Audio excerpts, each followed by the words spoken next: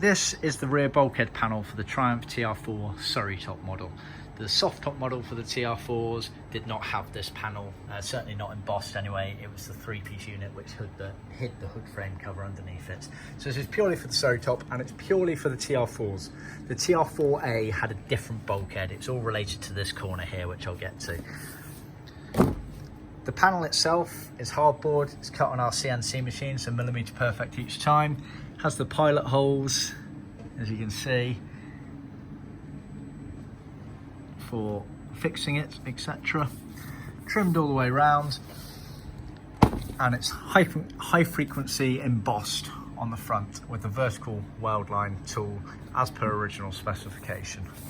We're one of the only companies in the world that can offer the original patterns on these. A lot of people stitch down them. It doesn't look as nice. We can stitch down if you prefer, but this is how they left the factory and it looks superb. Going on to this corner here, TR4s, it was a bit shorter, a bit thinner compared to the 4As, which are a bit wider and fatter. It's all related to the bodywork on the wheel arch, which is semi-related to the hood frame setup on the cars, etc. Just always worth double checking. We've seen, due to the aftermarket, cars have been changed over the years, whether knowingly or unknowingly, and they've had the wrong tubs put on at the back.